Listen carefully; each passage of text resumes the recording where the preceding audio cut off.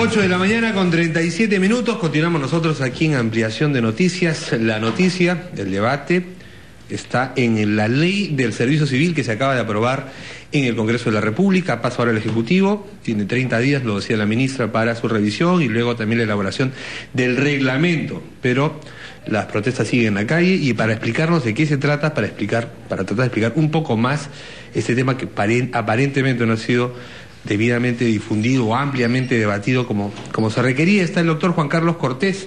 Lo anunciamos antes de la pausa. Doctor, buenos días, bienvenido. Es el presidente ejecutivo de Servir, la Autoridad Nacional del Servicio Civil, la encargada de poner en práctica, de desarrollar este tema. Buenos días, bienvenido. Muy buenos días. ¿A qué nos enfrentamos?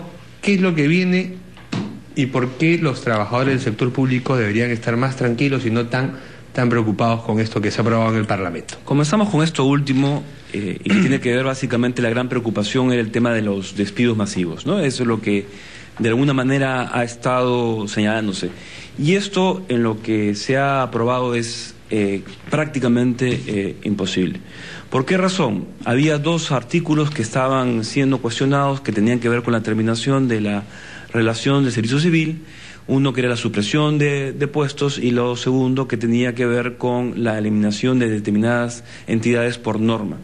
Y lo que se ha establecido básicamente son candados especiales para que si esto se da de manera excepcional, en primer lugar, que sea debidamente fundamentada, con una norma del más alto rango dentro de el propio sector y adicionalmente con dos informes previos antes de proceder a eso. Es decir, en todo sistema hay gente que entra y que sale de una empresa X determinada, pero lo que usted nos dice es que con esta ley más bien se establecen garantías para los trabajadores para que estas salidas, si se tienen que dar, se cumplan con todo lo que en dos de los temas que ellos estaban planteando, ¿no? Uno que era la supresión por causas tecnológicas, organizativas, y el otro que tenía que ver con cuando se decide que una institución sea extinguida.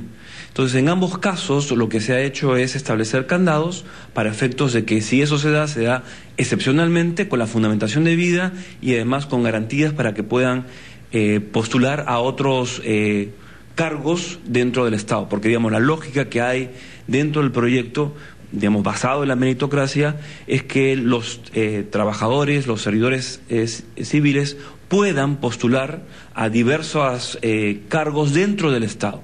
Entonces están haciendo prácticamente ustedes con esa norma que el tema de supresión de puestos y reorganización dentro del Estado sea casi imposible, porque dos informes y todo este tema lo que va a hacer es imposibilitar que el Estado pueda ajustarse a las nuevas realidades.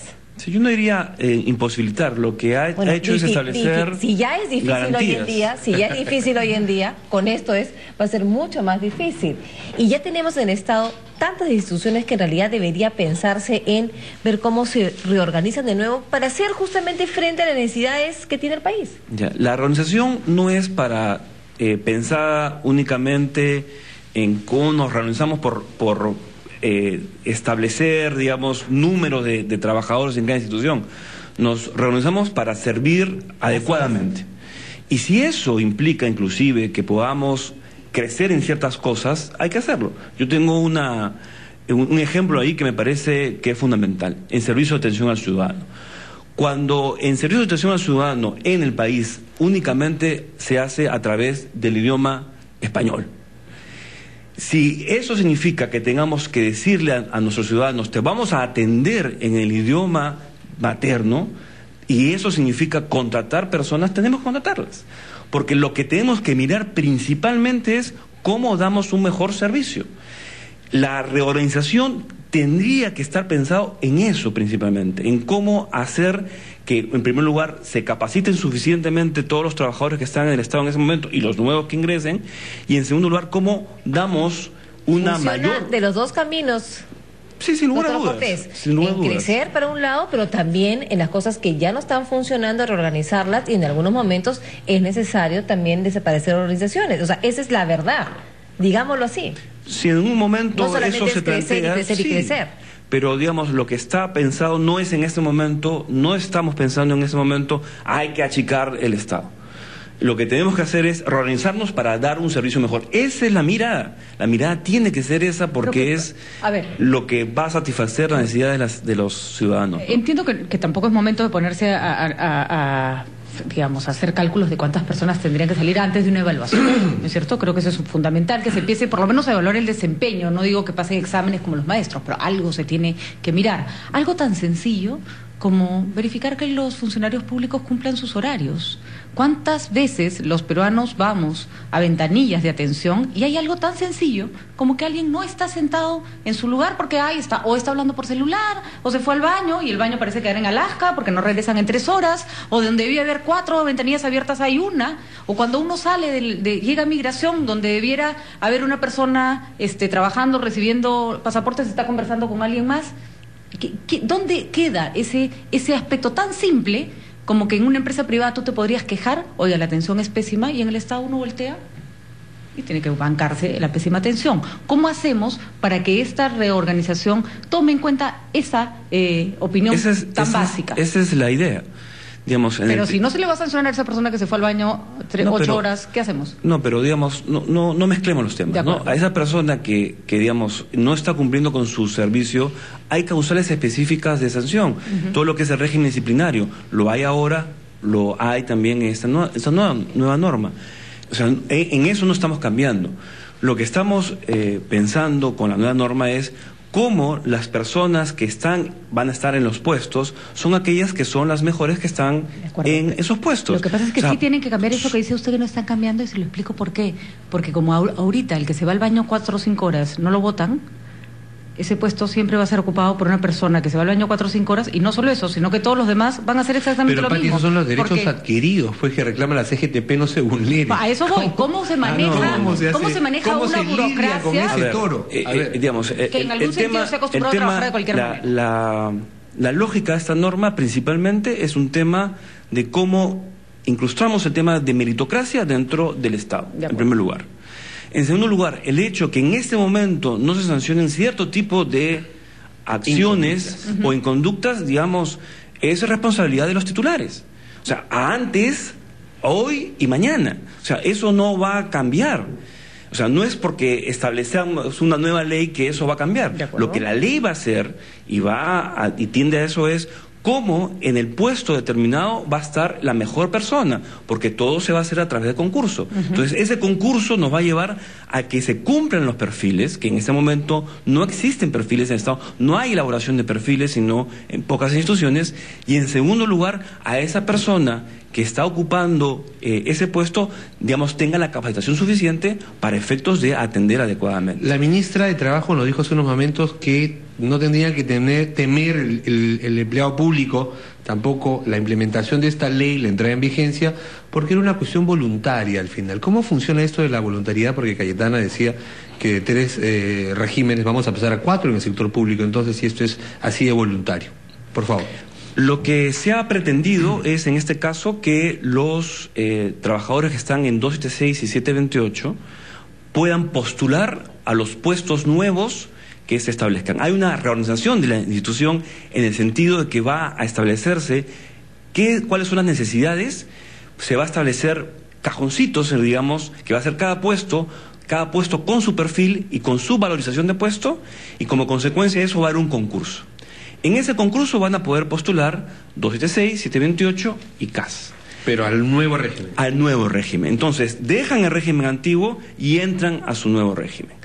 En ese momento, digamos, creemos nosotros que hay suficientes incentivos para que 276, 728 y CAS pasen y postulen a ese nuevo régimen. Obviamente todo esto va a estar acompañado de temas de capacitación a las personas, a efectos de que se cumpla mejor. Doctor Cortés, sí va a haber una reorganización al interior de la institución. Usted mismo está diciendo, va a haber una reorganización para que la gente postule estos nuevos puestos. O sea, sí va a haber una reorganización. Sin lugar a dudas, o sea, la idea y eso puede llevar a que se incrementen puestos o que se disminuyan puestos. Digamos, lo que nosotros creemos en este momento es que lo que va a suceder principalmente es a establecer claramente, porque en este momento no lo sabemos, en cualquier institución del Estado no sabemos si estamos cumpliendo todas nuestras labores todas nuestras responsabilidades, y en segundo lugar no estamos claros sobre todos los perfiles que necesitamos. Entonces, en este momento sí, potencialmente podría suceder, pero no es la idea de decir, y no estamos pensando en eso, que como consecuencia de esta nueva mirada que demos en las entidades, lo que vamos a hacer es despedir masivamente. Ahora, lo que preocupa, eso no es ningún tipo pero de... sí va a haber una reorganización, que hay que también poner las cosas en claro, ¿no? Para ponerlo de alguna manera, no es un objetivo, podría ser una consecuencia en la medida en que la gente no se ajusta a los procedimientos que se establezcan. Si el Estado, recordemos, no es beneficencia, sino más bien tiene que ser más eficiente en la atención. Sin lugar a dudas, no estamos pensando ni que el Estado sea beneficencia, ni estamos pensando en que el Estado lo que tiene que hacer es reducirse. Lo que tenemos que pensar es cómo, en una mirada de crear y saber exactamente cómo cumplimos nuestras funciones en favor de los ciudadanos, hacemos una planificación en recursos humanos que tenga como consecuencia dar un mejor servicio a los ciudadanos. Ese es el objetivo principal. Y ahí también hay un tema, el tema de las evaluaciones, porque va a haber una evaluación y si el trabajador no pasa esa evaluación, hay una capacitación. Nuevamente hay una evaluación para ver si esa capacitación fue eficiente o no. Tiene como 3 oportunidades el trabajador. Sí, va a ser una evaluación anual, lo que se ha planteado son evaluaciones anuales. Entonces, se va a hacer una evaluación por desempeño, no es un examen, sino es... Por el tema que justamente mencionaba Patricia, que también sirve, si estoy en migraciones, cuánta gente ha atendido, en qué tiempo... Sin lugar a dudas, cómo me desempeñé en mi labor durante el año. Si salgo mal... En una evaluación tengo la capacitación. Salgo, digamos, nuevamente desaprobado en la siguiente evaluación, esa persona tendría que salir del servicio civil. O sea, recién a los 2 años. Recién en la segunda evaluación, sí. Yo, la verdad, no le encuentro muchas diferencias a la metodología de reemplazo y de capacitación que se usaba para la ley de carrera pública magisterial. Era más o menos parecido. Se le da a la persona la oportunidad de ir. Exacto, eran hasta 3 veces. Se le da la oportunidad, de capacitarse, y si no funciona, finalmente se va. Y era voluntario, y los beneficios eran tales que los profesores se iban a pasar. Y a este gobierno no le pareció una buena idea nada de eso. Y yo encuentro que la verdad esa ley no estaba tan mal, a pesar de que la realidad mostró que la voluntariedad no necesariamente es un atractivo, puede ser un escollo. Y segundo, ¿por qué repetir un modelo que ustedes mismos, el gobierno me refiero, lo consideró malo? Ya, pero son dos cosas distintas, pues. Una cosa, no. A ver. Porque, digamos, en la nueva ley de carrera magisterial lo que había era el tema del concurso. Digamos, lo que falló, digamos, finalmente es que eran pocos los maestros los que pasaban a esa ley, era el concurso, que es distinto al tema de evaluación de desempeño. Son dos cosas diametralmente distintas, para 2 instancias distintas. Entonces, eso fue lo que pasó, no la evaluación de desempeño. La evaluación de desempeño, es más, lo que hemos hecho en este proyecto es recoger lo que ya está en la legislación actual. Doctor, pero usted mismo nos ha dicho hace un momento que para los nuevos, como se va a ver una reorganización de las entidades, la gente tiene que postular esos puestos, o sea que sí va a haber un concurso. Sí, va a haber un concurso, sin lugar a dudas. Entonces pero entonces ¿qué diferencia hay entre ese concurso y el concurso de la ley? La diferencia es abismal. ¿Por qué razón? Porque en el tema magisterial hay un solo perfil, uno solo, enseñar en clases, no hay otro. En el caso del Estado son miles de perfiles de acuerdo a las instituciones. Entonces, eso no está ni siquiera elaborado. Entonces, lo que tenemos que hacer es perfiles de cada uno de los puestos, y cuando eso esté determinado, ahí viene el concurso. Entonces, aquellas personas que vean que están y cumplen con el perfil, que no son únicamente requisitos, sino son competencias y conocimientos. Entonces, en esos supuestos, las personas van a postular. Por eso es una situación totalmente distinta. De acuerdo. Algunas preguntas que se las hago llegar que nos hacen desde el Twitter, que me parecen importantes. ¿Qué pasa con las personas que ya han ejercido un cargo durante mucho tiempo, pero no reúnen con el perfil? Y que no lo van a reunir porque de pronto no tienen los requisitos que se requerían para ese puesto. ¿Qué van a hacer? ¿Las van a cambiar? ¿Se les exonera? 2 cosas frente a eso. A ver. La primera es el tema de capacitación, y en segundo lugar es el tema de poder postular a otro puesto, donde cumpla efectivamente el perfil. ¿La capacitación puede de alguna manera suplir el hecho de que originalmente no tenían los requisitos? ¿Una falta de título, por ejemplo? No, digamos, porque digamos, no estamos hablando únicamente de títulos, ¿no? Sino estamos hablando también de competencias y de conocimientos. Claro, eso se puede conseguir con una capacitación, pero el título no. Entonces, si el título era indispensable para el perfil... Pero es que es raro que en ese momento, digamos, si los requisitos para acceder al puesto dice título de abogado, digamos, esté una persona que no tenga título de abogado. O sea, eso es una irregularidad. Le aseguro que se lo puede encontrar. Bueno, pero posiblemente... Si es irregular, tiene que corregirse. Obviamente. Otra de las percepciones que me dicen es, hoy en los cargos en el Estado por caso están dirigidos en un 80%. ¿En qué medida, o sea, digitados, ¿no? ¿En qué medida esta ley los podría cambiar? La idea es hacer un concurso transparente, objetivo y que tenga como finalidad justamente que no exista y eliminar todo el tema de que voy a dirigir para que esta persona ingrese o voy a pasar una tarjeta para que esta persona ingrese. O sea, es evitar los concursos amañados. De acuerdo. Otra de las preguntas, ¿quién evalúa? Porque ese es la evaluación por desempeño, ¿quién la hace? La hace cada institución en función de los lineamientos establecidos por Servir. ¿En ese gobierno va a haber la primera evaluación?